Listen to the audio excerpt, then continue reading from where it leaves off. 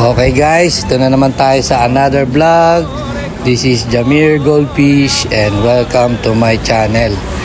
Ito na bossing ang isa sa mga jubi ni Yamato at Minori. May pagka silver black na may pagka yellow siya na kulay. Yan, kakaiba yan. Potential grade din to mga boss. Isa yan sa for sale natin. Ito na pala ang update natin mga boss sa IGC entry natin. Ayan siya, nung nakuha ko. Bronze pa, tsaka ang payat. Ayan, si Boss Migo yung nagsasalita kanina. Ayan, ito na yung 1 month result of grooming ko sa kanya. Ayan, ang pakain ko dito, Hikari Lion, Misuho, tsaka Hikari Purple, JPD Pellet, Cosmo Black.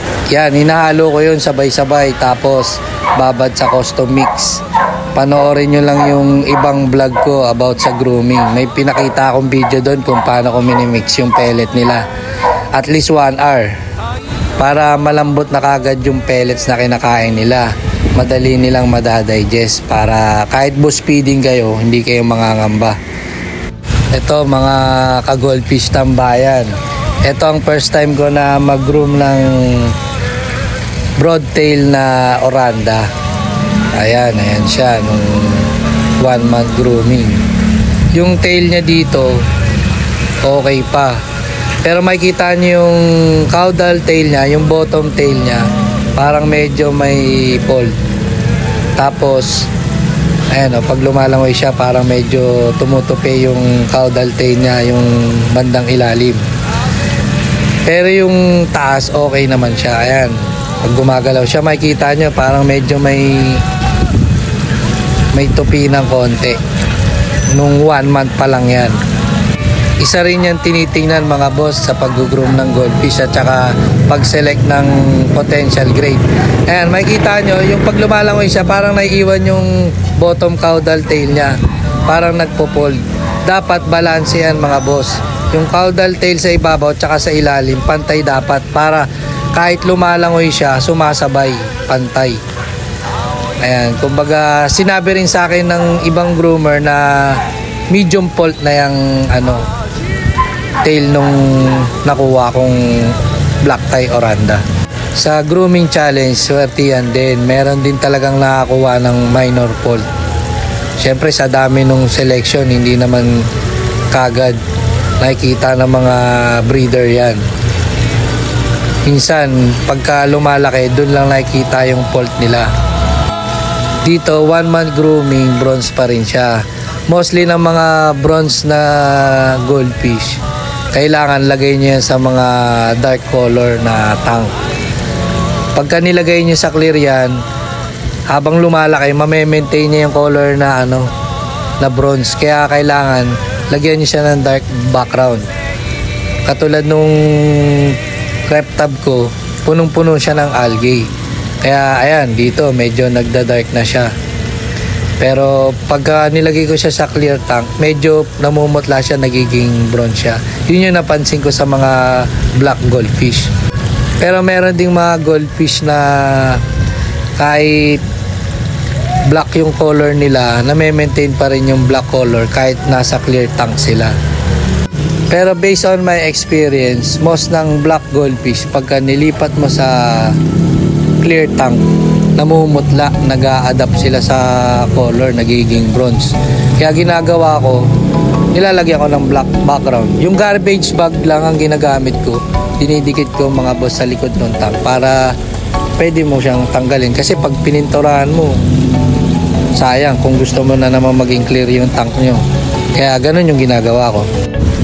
Dito medyo nagda-dark na siya, pero yung belly niya pa rin, bronze pa rin.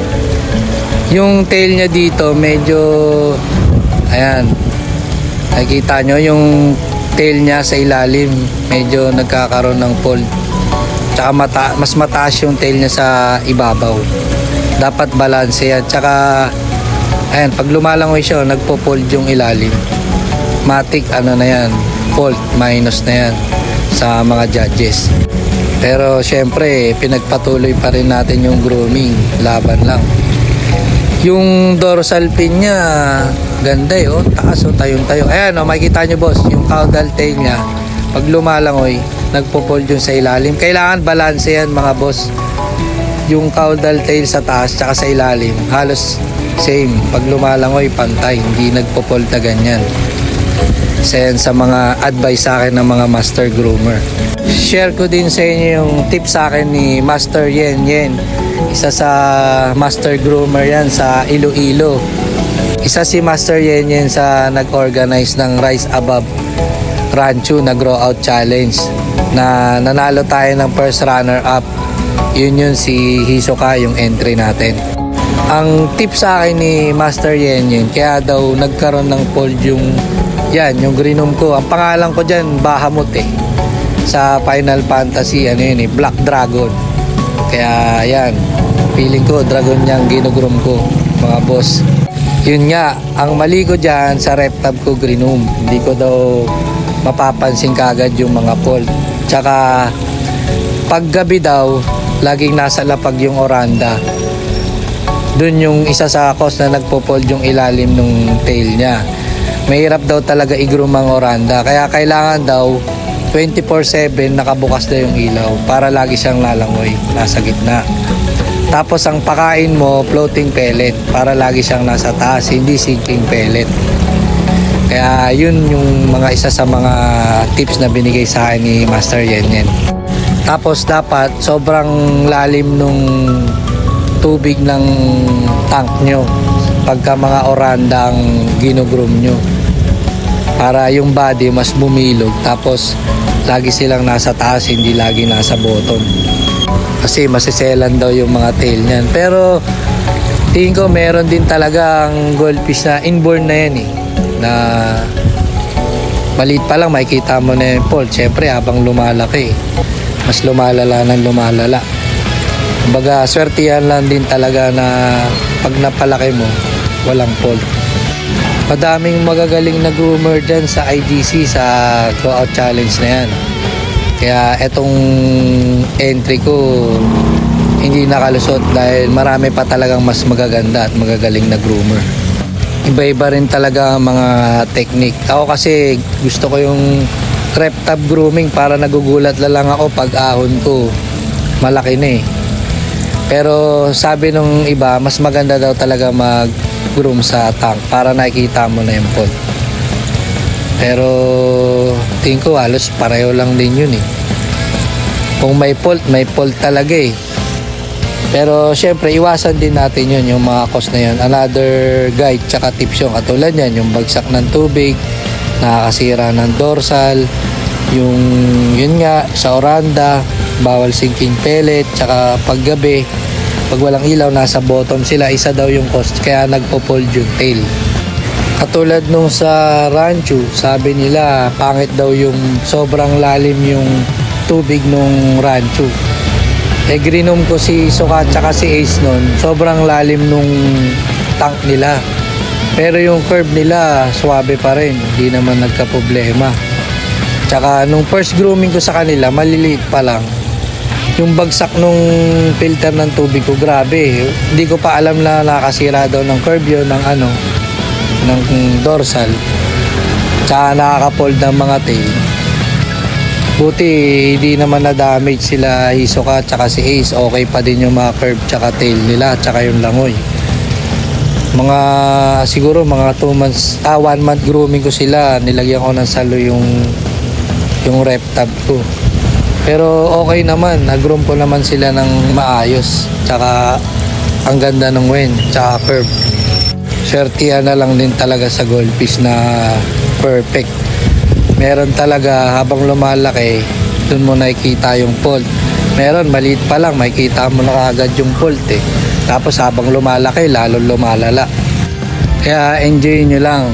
Support lang tayo sa mga breeders tsaka nagpapa-grooming challenge. Diyan din ako natuto. Marami ako nakilalang co-groomers, kaya nabigyan ako ng mga tips paano i-groom yung mga goldfish natin. Shoutout nga pala kay Ma'am Meli Balat at saka kay Sir Miko Laureta. Maraming salamat sa suporta. Happy peacekeeping sa ating lahat.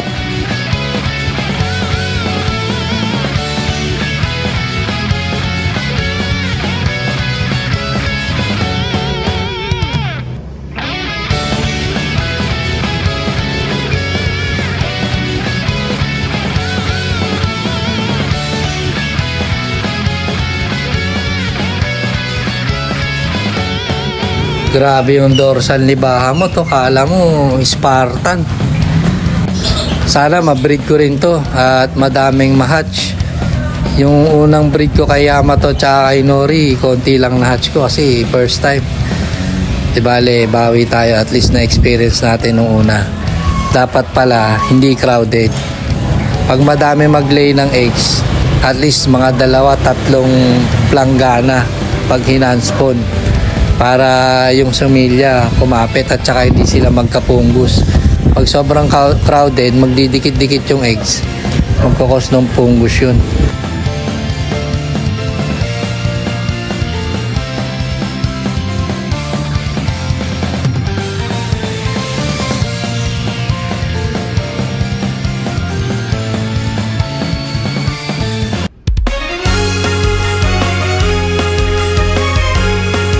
Ganda rin talaga ng Oranda, nakaka-relax tingnan, ang ganda ng tail. Tsaka nung katawan, grabe yung dorsal talaga oh. Yung bottom tail lang talaga nagkatalo eh, medyo may fold eh. Hindi pantay sa taas ng caudal tail. Ayun oh, pag gumagalaw siya, medyo nagpo-fold yung tail sa ilalim. Pero para sa akin, maganda pa rin. Siyempre, sa mga malulupit na judges, minus points na yan. Yung mga nanalo dun sa IGC, grabe, ang gaganda. Mawin na, tapos pantay pa yung tail, black na black pa. Perfect talaga, ang gagaling mag-groom. Bawi na lang tayo pagka na-breed natin to si Bahamut. Sana makakuha tayo ng mga perfect at potential grade na anak niya.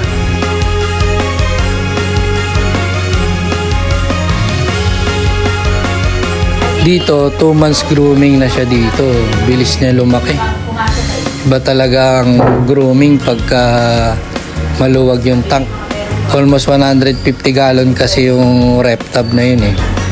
Kaya mabilis lumaki yung mga ginugroom ko dun. Tapos yung filter pa, DIY. Ang laki din. Kaya kung gusto nyong makakuha ng idea kung paano gawin yung DIY filter, panoorin nyo lang mga boss yung ibang vlog ko, may guide ako doon. Tsaka pag may ads mga boss, wag nyo po i-skip, tulong na din sa channel ko. Maraming salamat mga bossing.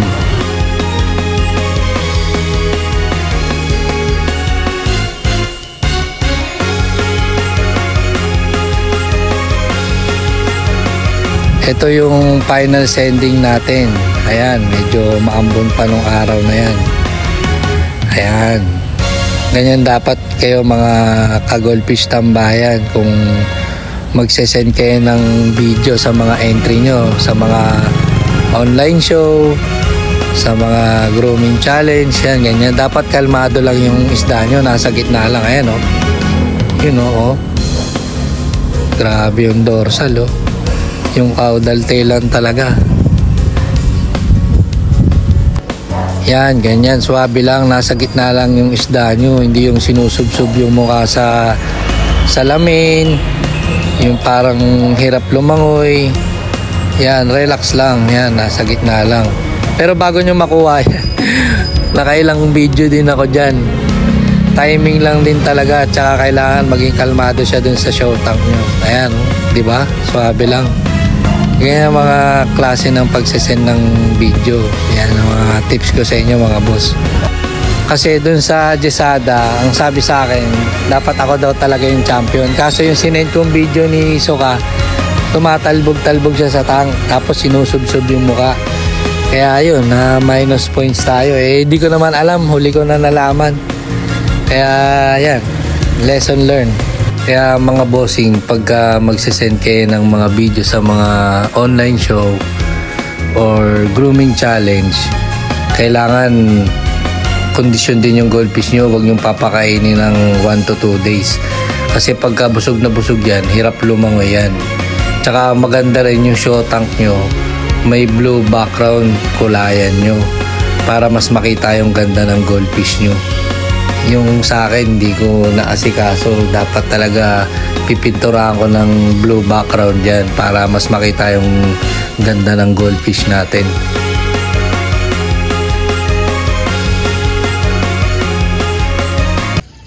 Yan, bali magiging inbreed tayo uli mga bossing. Yan, kapatid niya yan. Nakuha ko kay Boss Ian Trico yan. Yung Kirin na yan na Oranda.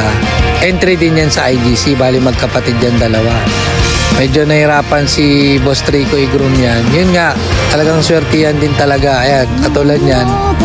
Yung caudal tail niya rin, hindi ganun kaganda yung buntot niya sa likod. Bukang-buka yung tail niyang Kirin na yan. Ayan, makikita nyo. Tapos, hindi ganun kaganda yung langoy. Yung katawan din. Male goldfish yan. Minsan kasi ang mga male goldfish may hirap i-groom kasi mabagal silang lumaki. Tapos, hirap sila tumaba. Mostly kasi pagka female, mabilis lumaki tsaka mas malaki sila sa male. Pero meron ding male na mabilis lumaki at maganda rin talaga sila. Swerte yan din. Pero meron ding mga male goldfish na mabilis lumaki at saka malalaki din. Ang advantage nun, madaming beses yung masasali sa mga online show, actual show kasi matagal silang malosyang. Hindi katulad ng female, pag nagleleya, nag-iiba na yung hubog ng tiyan. Tsaka pag laging binibreed, nag-iiba na itsura. Kaya yun yung sabi ng mga groomer na yun yung kinaganda sa male goldfish. Pero mas madali daw talagang i-groom ang mga female goldfish. Halos lahat kasi ng nag-groom ko na male goldfish, maliliit talaga. Iba talaga yung female, mas malalaki talaga sila. Tsaka mas mabilis lumaki. Ayan, makikita nyo, ayan, oh. Magkasabay lang yung dalawang yan, pero mas malaki yung black tie Oranda natin.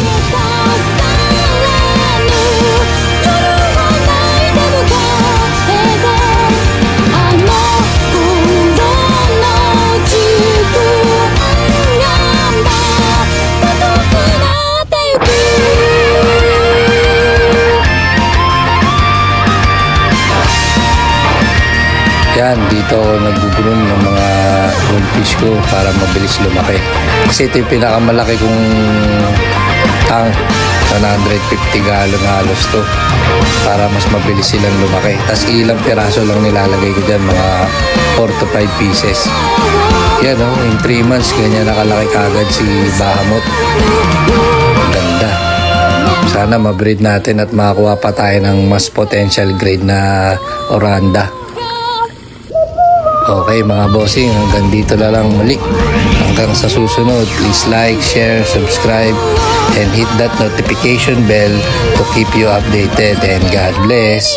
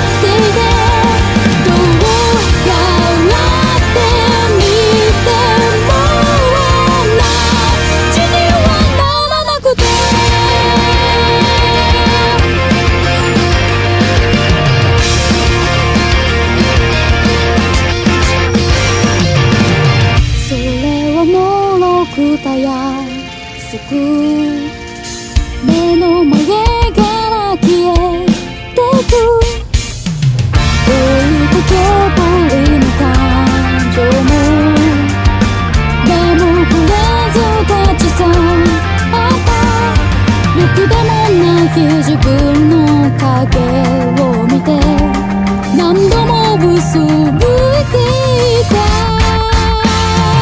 立ち尽くし